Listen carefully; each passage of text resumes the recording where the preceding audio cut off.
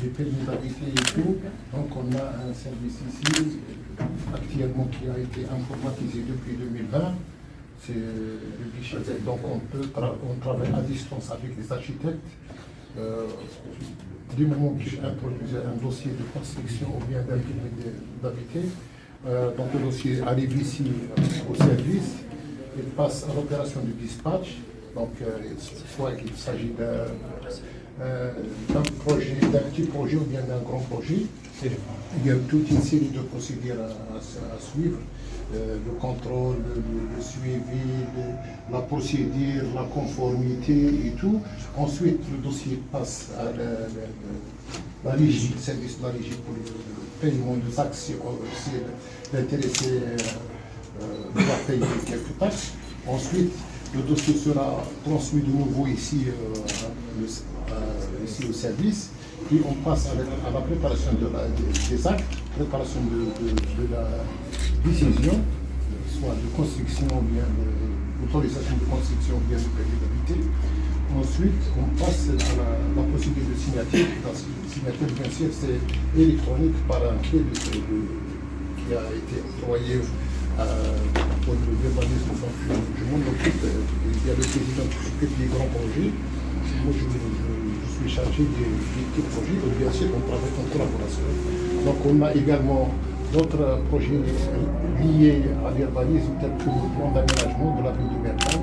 Actuellement, on est en train de discuter avec l'agence urbaine, de travailler avec, parce que la commission de l'urbanisme se compose de 3 services. On a l'agence urbaine, la province et la commune. En gros, l'agence urbaine, c'est l'État, la province et vous, la ville. Ouais. On travaille donc. L'agence urbaine dépend du ministère donc, de l'Habitat. on prend une décision pour les petits projets chaque mardi, pour les grands projets chaque jeudi. Très bien. Donc on est limité par le temps, donc on doit prendre une décision dans l'immédiat, sinon le dossier passe autoclôturé d'office, même si le cas ne respecte pas les règles. Donc on doit toujours suivre et être à jour. Bon, pour l'année passée, la ville la commune de Berkane était classée 5e à l'échelon national au niveau de l'urbanisme. Donc on est et je cède la parole pour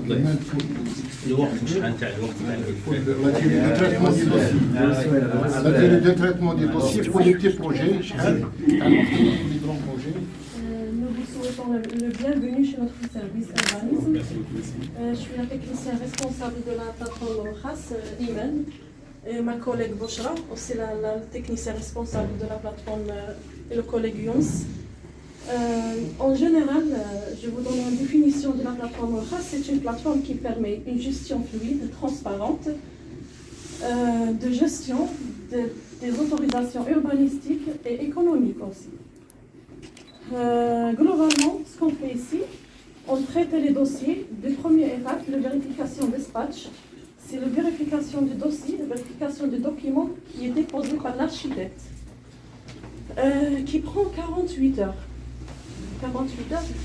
Ici, le dossier ne dépasse pas 1 heure chez nous parce que le délai qui ne peut pas dépasser, c'est le 48 heures. Mais on le dispatche chez nous maximum 1 heure ici. On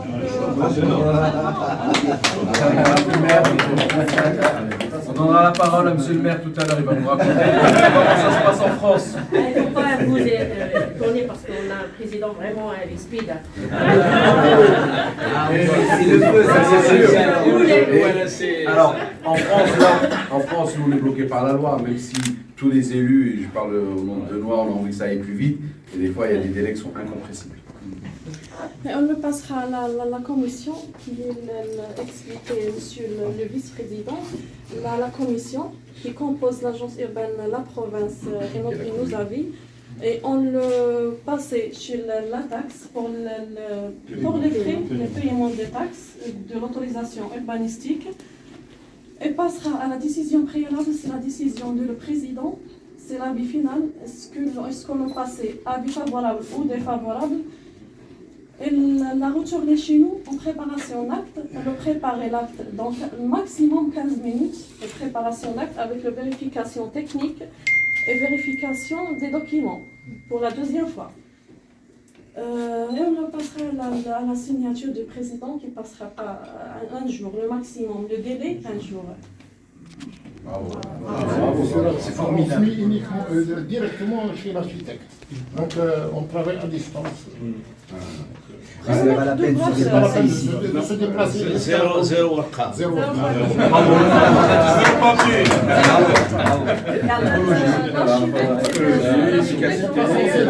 De devenir Transparence.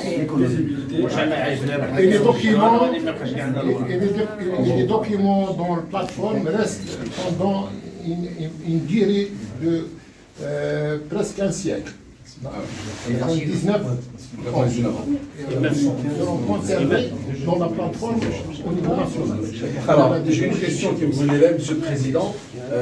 Combien de temps, lorsqu'on pose un permis de construire, donc nous c'est très long en France, mais je vous dis, c'est pas les élus qui bloquent, mais au contraire.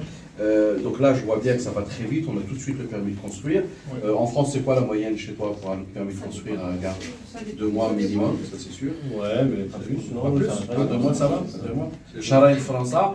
Alors, nous, moi je parle pour ma ville d'Épinay, on a des fois des instructeurs qui sont très pointilleux sur la couleur que va porter le bâtiment. Donc ça aussi, vous regardez, vous, quelle est la couleur, quelle est la peinture qui est On utilisée. exige la couleur de la ville avec les références seront introduites dans l'autorisation de construction.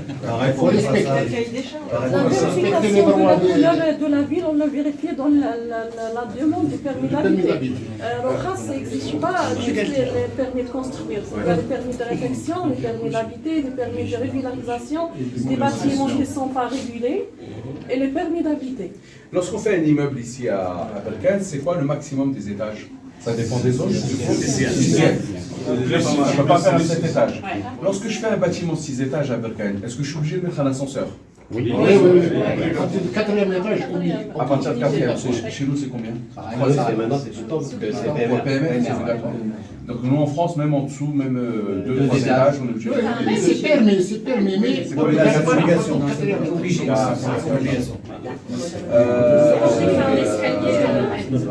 Pareil pour les escaliers, vous avez des normes, c'est l'escalier en France à 1m30 minimum. À partir de Abrestova, on a le minimum de largeur d'escalier 1m40. un carreau. Minimum. Ouais, je crois que le Une minimum minute en de France, passage, c'est une minute de passage.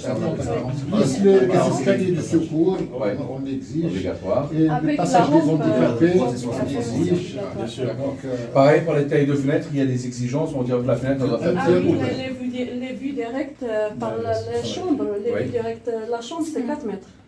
Entre les deux voisins. C'est comme nous. Entre les deux voisins ou D'accord. entre le même bâtiment. Oui. Chambre et chambre, c'est 4 mètres le minimum. Et vous avez des règles de protection du patrimoine, comme des couleurs qui sont interdites, des choses comme ça? Ah oui, on a la couleur de la ville beige-gris. D'accord. C'est C'est obligatoire. référencié. Référence oui, le LPL Laura, 2014. Ah, je rebondis sur la question de l'IA. Est-ce qu'ici, comme en France, vous avez des bâtiments, vous n'avez pas le droit de les toucher? Oui. Patrimoine. Le patrimoine, c'est, on ne peut pas toucher au patrimoine national. Comme le bâtiment qui est au rond. Oui, bien sûr. C'est quoi Ça, comme c'est bâtiment un- celui-là? On s'est posé la question. Alors, celui qui est au rond-point, Quand on est au rond-point, il est à droite, il y a deux normalement, bâtiments. c'est Il l'ancien date de très longtemps celui-là. de très longtemps, exactement. Normalement, c'était l'ancien office. D'accord. Il y avait, normalement, l'office, c'était une communauté des agriculteurs. Voilà. Donc, c'est considéré comme, on peut dire, comme un patrimoine c'est pas un patrimoine national, mais un patrimoine De la ville. de la ville, exactement. Donc, ce qu'on peut faire, c'est le restaurer, bien sûr, en gardant les normes voilà, de la structure. Mais pour le toucher, c'est un peu délicat parce que il fait partie on va dire, voilà, exactement, de la ville. Donc, on connaît Berkane par l'orange comme on la connaît par ce monument-là. Il y a des éléments. Et juste en rebondissant sur le fait d'avoir des ascenseurs sur les bâtiments, donc il y a une autre chose, c'est les parkings souterrains. Voilà. Donc c'est obligatoire d'avoir un parking souterrain quand on a un rez-de-chaussée plus 4 étages. Donc à partir du 4e étage. Quand le terrain ne dépasse pas 150 Voilà, mètres carrés. exactement. Au-delà de 150 mètres, Le minimum, on exige 150. le parking. Même pour un bien personnel, une maison, d'accord. C'est vrai, ça évite toutes les problématiques. Ça évite tout simplement les C'est le Et ça, bien président sûr, qui c'est vous les en prie. instructions de Monsieur le Président.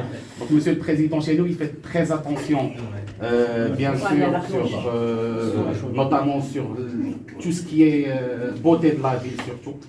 Donc, la ville, elle doit être, bien sûr, on doit avoir la même couleur. Et ça, on insiste trop sur la couleur de la ville. Parce qu'on est en pleine activité de la mise à niveau de la ville de Berkane. Donc, Monsieur le Président suit et pris en main ce dossier. Donc chaque mercredi, il y a une réunion au niveau de la province. Il travaille en concours étroite avec Monsieur le gouverneur. Ils ont une réunion chaque mercredi à la province. Et le samedi, c'est le suivi des travaux. Les travaux qui ont été effectués, plus les travaux prévisionnels pour la semaine prochaine. Est-ce qu'il existe un document cadre de l'urbanisme, un plan local d'urbanisme à l'échelle de la ville ou à l'échelle de la province? Comment est-ce que c'est défini? C'est Monsieur le Président qui décide avec son équipe, ou est-ce que c'est au niveau de la province, un document On cadre? a un plan d'aménagement, un règlement de construction au niveau national. D'accord. Mais ici à Berkane, c'est nous, c'est la commune qui décide. Vous avez un PRL avant. Mais sur la base du plan d'aménagement et le règlement d'urbanisme, Il y a un document cadre au niveau sur national. la base des documents Ce que urbanistiques. vous avez compris, nous, en France, c'est-à-dire qu'ici, dans la zone, je peux faire du R+4, et là, dans le bleu, je peux faire que du R+2. Vous n'avez pas des zones comme ça? Je crois que c'était la question de monsieur le maire.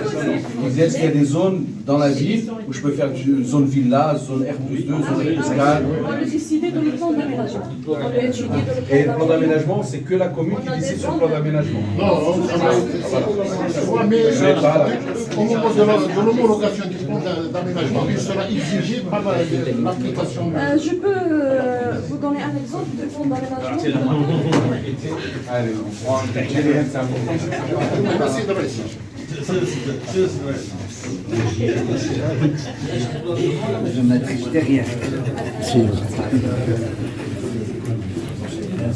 En premier, je peux représenter la plateforme Trace. C'est la plateforme. Oui, on nous a parlé, bah, là on l'a pris direct. On commence par les permis. On a les permis de construire, les permis d'habiter, les permis de réception, ce qui concerne les lotissements, les permis de réfection, les démolitions et les Alors s'il vous réhabilitations. plaît. Pour les permis de construire, on a la vérification dispatch, c'est pour la vérification des documents. L'instruction, c'est pour instruire les dossiers avec les membres de la commission. Décision préalable, c'est la décision de la présidente et la préparation de l'acte, c'est notre travail. Et après, on va pour la signature du président, signature numérique. Un exemple. On a les permis d'habiter, les mêmes étapes. La réception pour les lotissements. Réfection pour la réfection, les démolitions et la régularisation. C'est tout. D'accord. Pour le plan d'aménagement, là, Ça c'est la ville de Berkane. c'est la Grande Berkane. Grand Berkane. La Grande Berkane, c'est les communes, c'est Slimane Chaba'a, Zigzil, Berkane. Il y a encore des terrains. Tu peux investir. Voilà. Je veux donner juste un exemple. On a des significations ici. Par exemple, D1, c'est la zone pour les zones villas. Villa. C'est une zone pour les villas. Spécialisé villa. Spécialisée pour les villas, oui. On a la zone B3. C'est la zone pour les bâtiments immeubles qui ne peut pas dépasser R+4. R+4, d'accord. Oui, c'est la zone. R+4 maximum. Oui. On est la zone E, c'est la zone économique des bâtiments habitables qui ne peut pas dépasser R+2. D'accord. SR, c'est la zone pour les redressements. C'est-à-dire Les gens qui ne sont pas légales, ils ne sont pas des certificats de propriété. Ah oui. On en général, et pour la zone qui sont les droits de RP6, elle a une signification de B4. D'accord. C'est-à-dire vous étudiez le sol et après vous définissez, Oui, on oui. peut mettre F4, plus 4 Oui, ou plus on 5. étudie le sol dans l'étude du plan d'aménagement. D'aménagement. Maintenant, on est en cours de l'étude le plan d'aménagement se renouvelle chaque 10 ans. D'accord. Chaque 10 ans, on est renouvelé. Maintenant, on est dans l'étude du nouvel plan d'aménagement de Grande-Bretagne. Ok.